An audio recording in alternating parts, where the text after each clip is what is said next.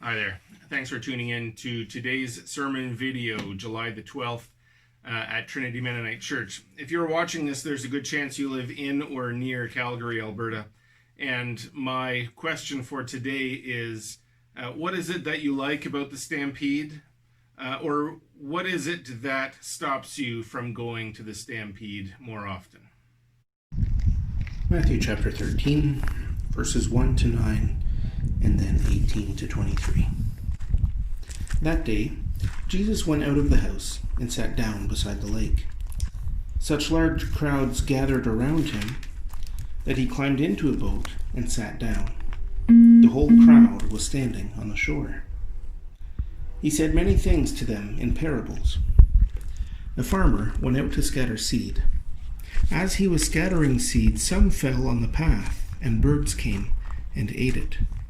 Other seed fell on rocky ground where the soil was shallow. They sprouted immediately because the soil wasn't deep. But when the sun came up, it scorched the plants, and they dried up because they had no roots.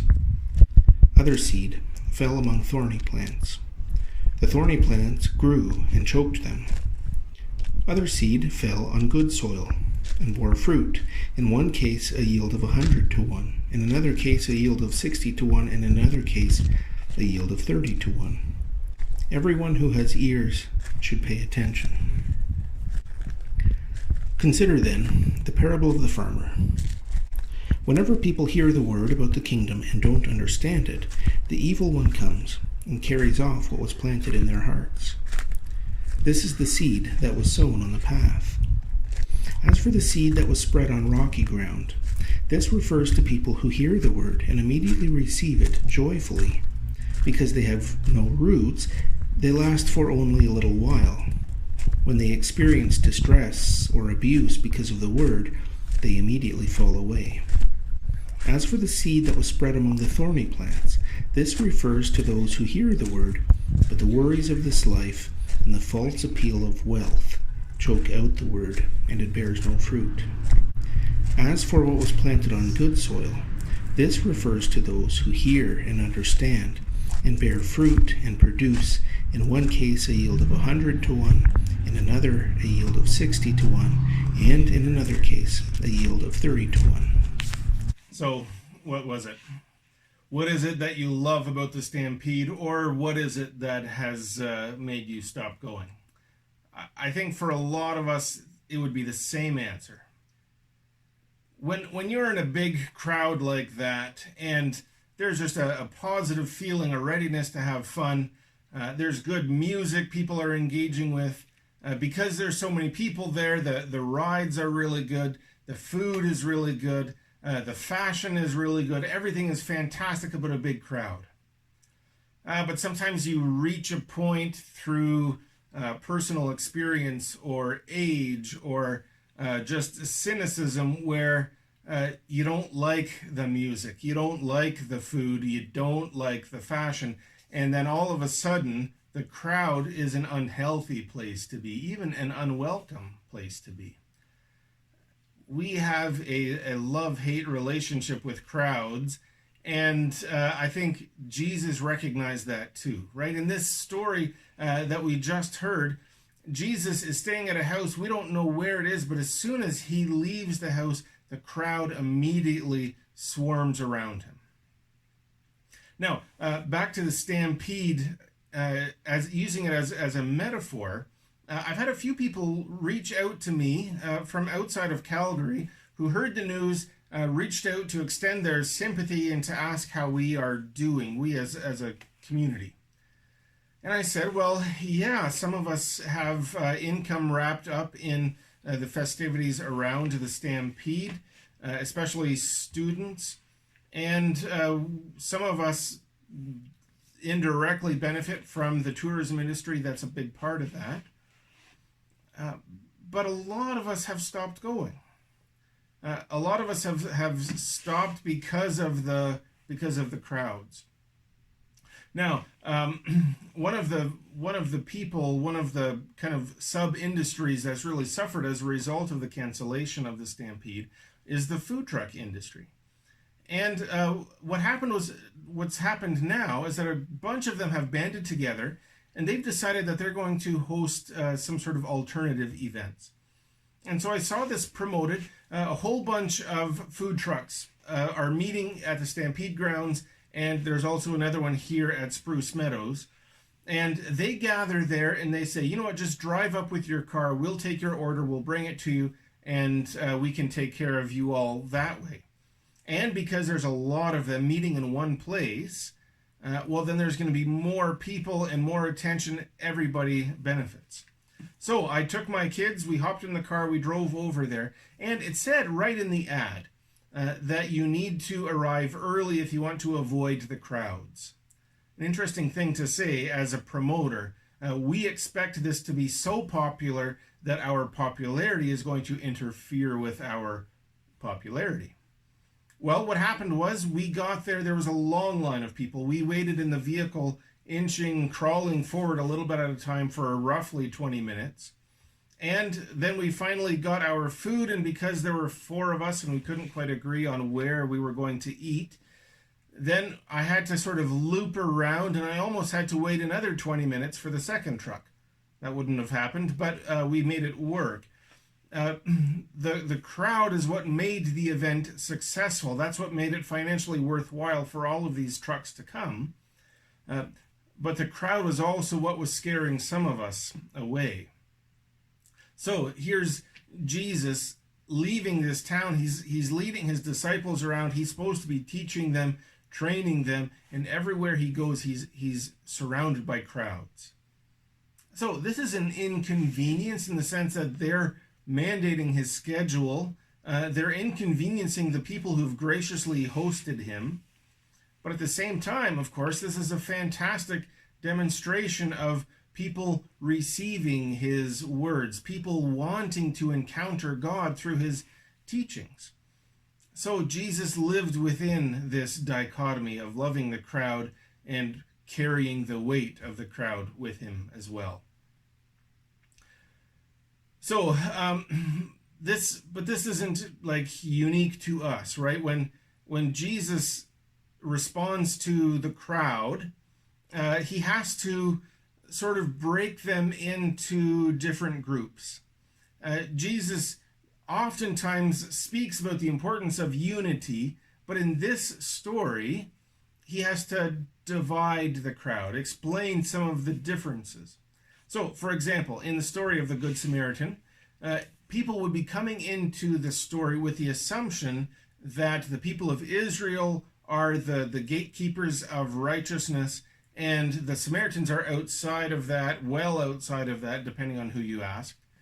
And so the parable is there to remind people, no, you're all in the same crowd. You are supposed to be working together. The kingdom of God is bigger than your nation of Israel. But in this story, Jesus is dividing the crowd. He gives 4 examples of places where seeds would fall, and he talks about how the way that the plant would grow or not is a metaphor for something. And if we were to read this story, which we could easily do in 2 minutes, we could easily take from this, okay, the message is to be receptive to the gospel. That's what I need to do. That's what I'll work on. That's what I'm doing by even reading the story, so it seems like I'm already on the right track. But we don't get to stop there. And we don't get to stop there in other settings either.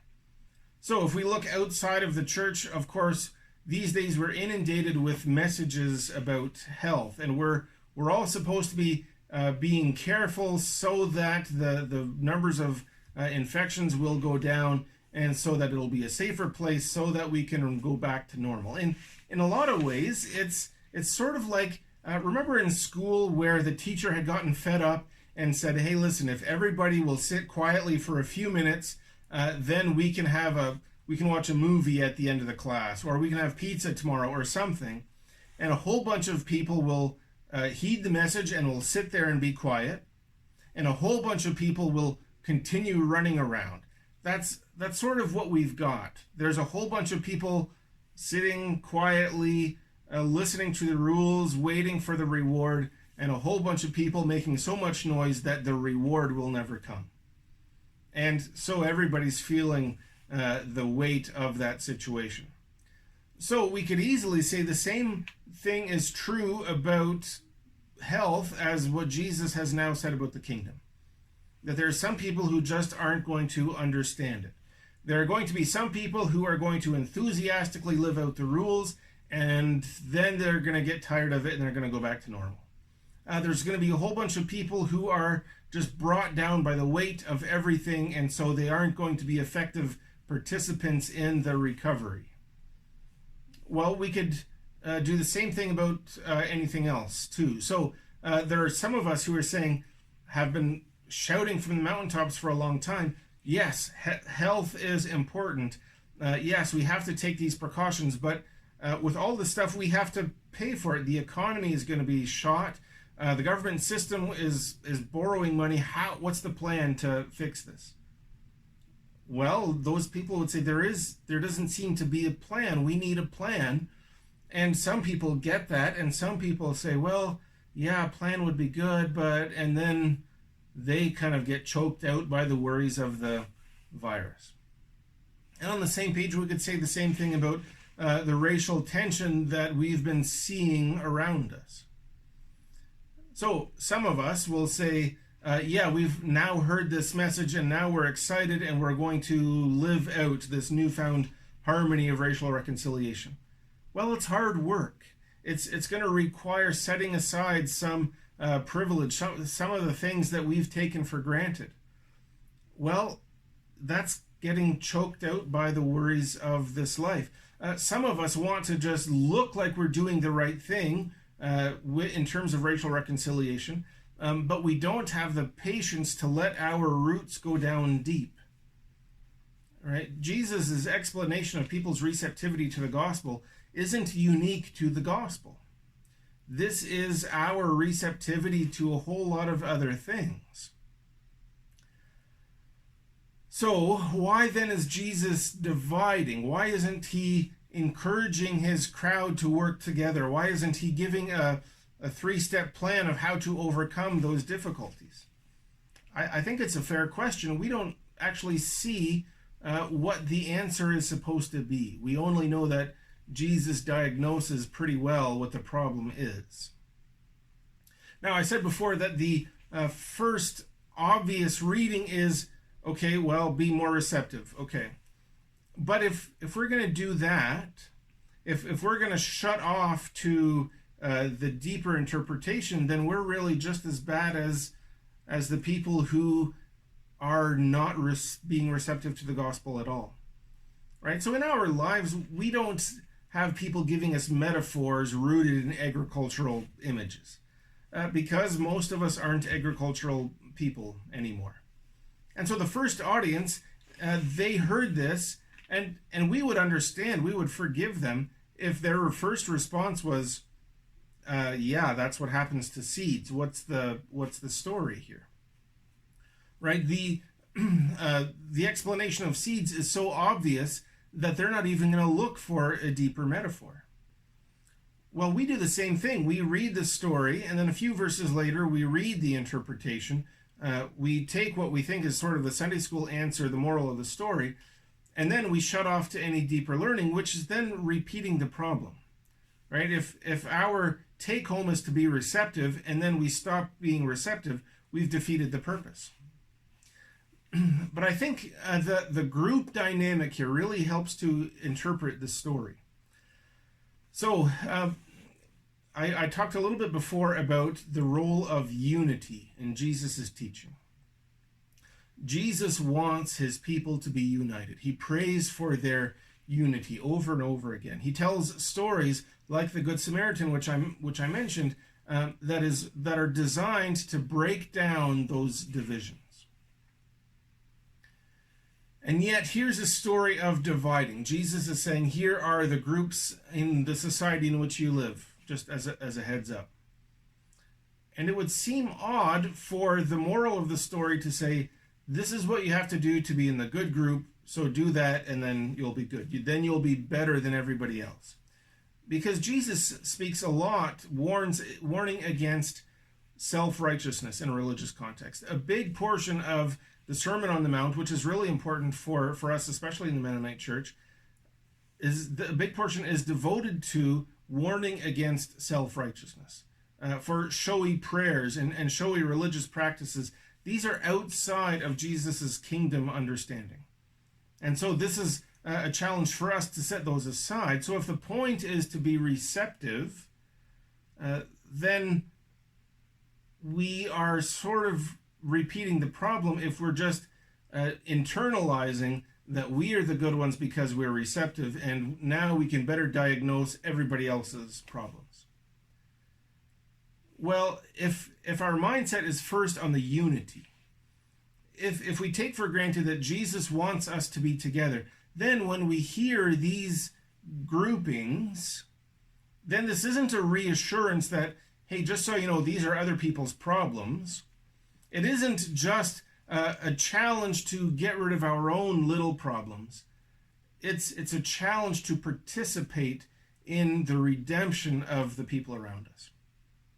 So if we look at these examples again, the first group of people, the first soil type that Jesus mentions is the path, where the soil is so hard the seed never has a chance to permeate.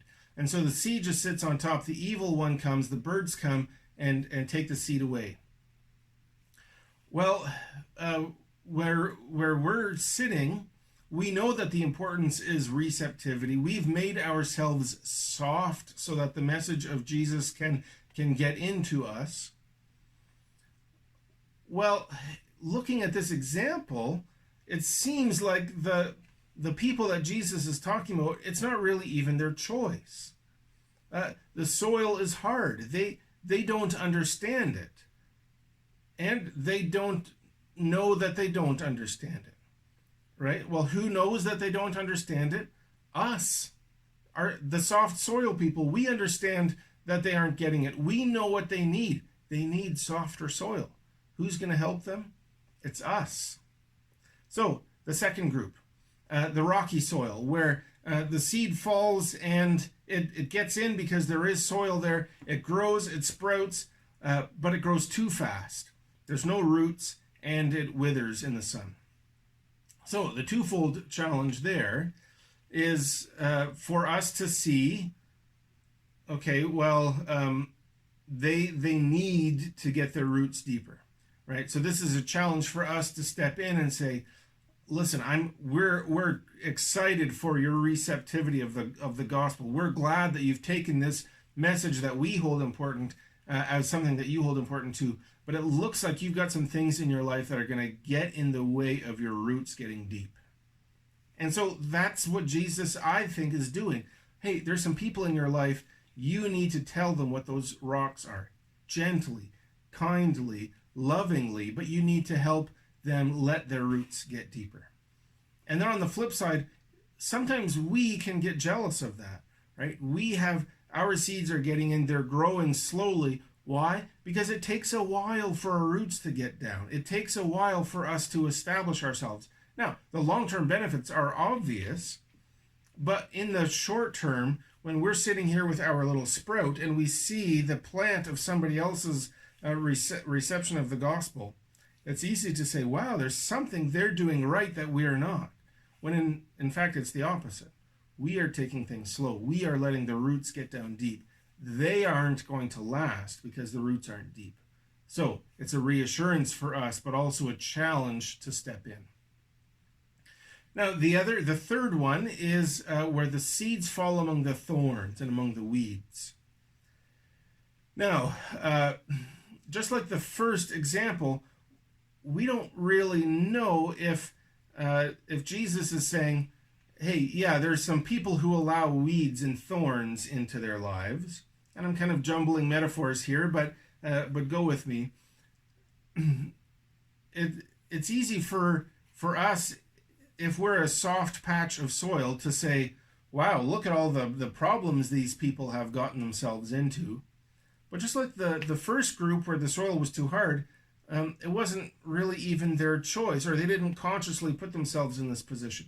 In the same way, these people here may not have chosen to surround themselves with weeds and thorns and thistles. They're just there. They don't really even recognize the danger of some of those, but you know who does? We do. So, I don't think our response to this story is to put ourselves in the business of soil cultivation. It is that, but it doesn't stop there. So when Jesus tells this story, he isn't just saying, okay, guys, work on your soil. I think it's an invitation. Because we, in our comfortable position, even if it's because we've worked ourselves into a comfortable position, we don't get to put ourselves in that place permanently. We don't get to stay here and avoid the other situations. We have to protect ourselves. We have to make sure that by helping the weedy soil, we don't let weeds into our own soil. But our job doesn't stop at soil cultivation. When you understand this message, you're not just in the business of soil cultivation, you're also in the business of weed picking. You're also in the business of rock removal. You're also in the business of breaking down soil. All of this is part of our work now. Because the crowd isn't just a whole bunch of other people who are there to make ourselves feel better. They are the challenge. So, the harvest that Jesus mentions. It isn't people. It isn't our job to win souls, because the harvest of a plant isn't new soil. The harvest of a plant is more seeds. And in this metaphor, the seed is good news.